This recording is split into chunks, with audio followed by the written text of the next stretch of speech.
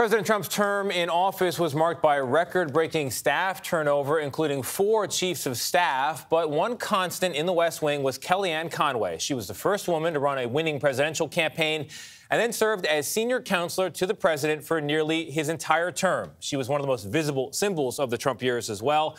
And she's the author of a new book. It's called Here's the Deal, a memoir. It's published by an imprint of Simon & Schuster, which is a division of CBS's parent company, Paramount Global. And Kellyanne joins us now. Thank you very much for being here. It's my pleasure. I really enjoyed the book. You have a lot to say. Someone said that it's got more score settling than a Quentin Tarantino movie, and I think that's true. You take some whacks at people, which is different from how you left the White House. You said more mama, less drama.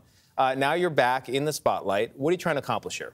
Well, this is my memoir, and people always ask me, what's the story behind the stories? Where did you come from? Did you grow up in a political household? What do you see as the future for the 74 million Trump voters who weren't at the Capitol on January 6th, for example? And I wanted to go behind the scenes a little bit, but not with one of these tell-all and bore most.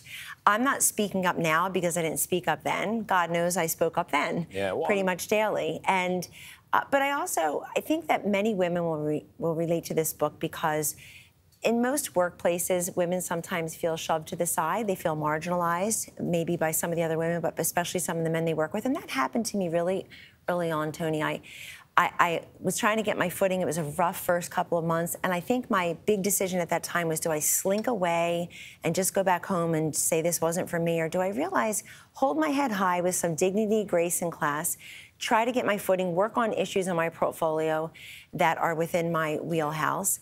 And the whole time I had the president's support, which meant a great deal because he was the guy on the ballot, he's the guy in charge, and I'm accustomed to working at a volume and velocity that is very Trump.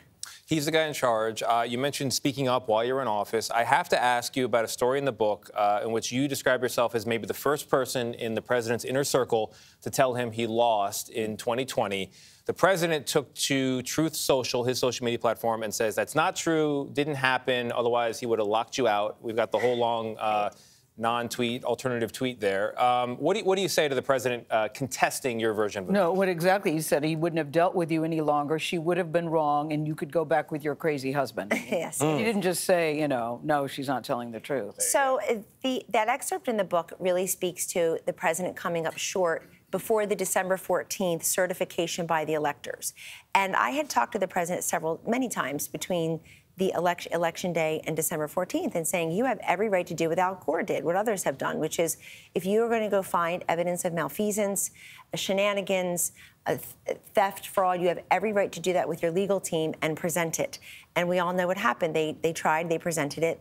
The election was certified for Biden and Harris, but other people had another idea, to blow past December 14th and look at January 6th as another alternative way. And I think, look, it's very simple for me. I've always had a great relationship with President Trump, and I go on and on in the book of how protective he was of me, my family. He was a great girl boss. We have 5, high-ranking women with 19 kids, highest ranking. We had 19 kids, 12 daughters, 7 sons, ages 2 to 16 at this moment when I'm looking up at a meeting at 8:20 in the morning. We're all there. But I wanted to say this, that if President Trump wants to be president again, it's a very simple path. He should just run against Joe Biden. But Kellyanne, I do want to ask you... Because you're painting a very rosy picture. Also, we walked away from the key question here, because did you tell the president that he failed on November 3rd? Because he says you didn't. No, I told him that they did not, that with December 14th coming up, it didn't look like they had produced the evidence needed to stop the certification of the election, which had happened. Now, there's another day that you certify, January 6th. And in fairness, there are Democrats in Congress, as we sit here, who have never voted to certify a Republican presidential election in this century. They didn't do it in 01, 05, 17. But we're talking about your memoir and the stories in your book. Yes, and I did say that. Yeah. And it broke my heart. I wish he were still the president, because what's happening... I do. Yes, I do. I do, Gayle, because I think this man-made disaster of Biden-Harris has hurt a lot of people. We have infants looking for baby formula. We have $5 gas prices. Okay, but let's just focus on Trump for a second and while you were there, because you say you can hold your head high. Did you always feel that way? Because I think the consensus about Kellyanne Conway was you're very good at your job, no question. But you seem to have to do a lot of spinning for a president who was very fluid with the truth, and I think that's putting it very diplomatically.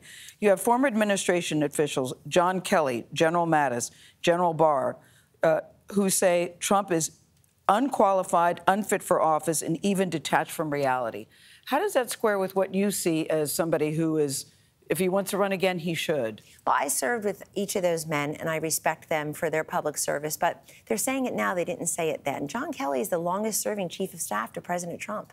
That's just a fact. And what's your point about that? Well, my point is also, what I saw in President Trump is somebody who was the wish fulfillment of voters, what they told pollsters like me for decades. I want somebody with a ton of experience who's not connected to Washington, who's not a politician, thinking, well, who is that? And here he came pre-verified as a TV star with a #1 show, obviously a successful businessman and job creator. What I think was less charming, Gayle, is that some of the people around him had no Washington experience. I think it was determinative that Donald Trump didn't have any. I think some of the Kellyanne, people around him... this is the thing. Okay, that's what they're saying. But even your own husband, this is, I think, fascinates so many people. Your own husband seemed to have turned on... Changed his mind. Changed his mind or totally turned. I mean, you write in the book, the man you thought had your back ended up stabbing you in the back. You're in the White House. You're the White House senior advisor, and your own husband is saying very disparaging things about... Isn't that unfortunate? Isn't that very sad? unfortunate? Because George does not owe For you, loyalty. I think that's very unfortunate. Thank you very much, Gayle. Yeah. I really appreciate it. Again, I think women can relate to that. But this was next level. And I'll say this, George Conway's vows are not to Donald Trump. He doesn't owe loyalty or fealty to a political party or a certain president. Right.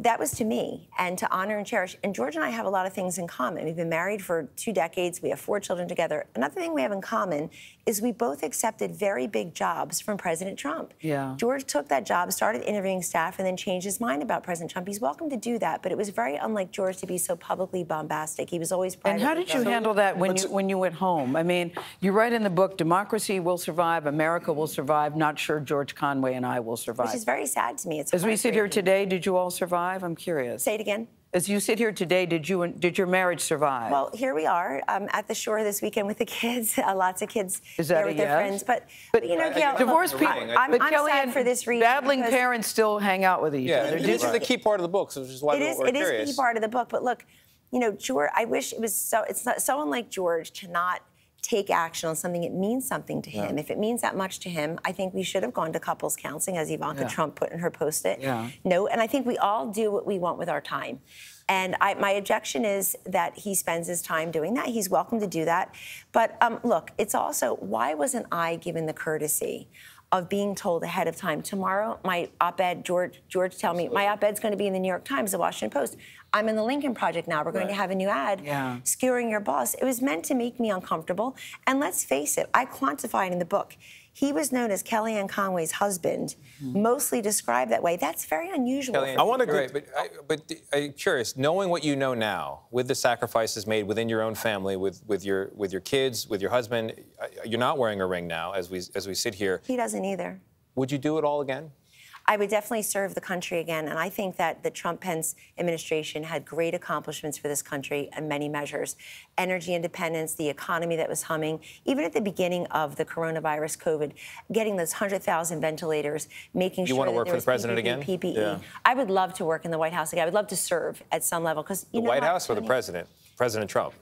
Well, I would love to get rid of Biden and Harris. I think they've not done well. If you look at the polls, you look at a huge NBC News report today, they're not doing well. I mean, even the independents... Are you and George Conway we're running out of time, Kellyanne, you're not answering the question. Some more, but we're running out of time. Thank you. Well, and thank you for reading the book. I have many questions. I do. I have so many. It's a big book. You said, is it a doorstopper or a showstopper? I think it's both. Kellyanne Conway, thank you very much. The book is Here's the Deal. It's on sale right now. Give it a read. It is worth your time.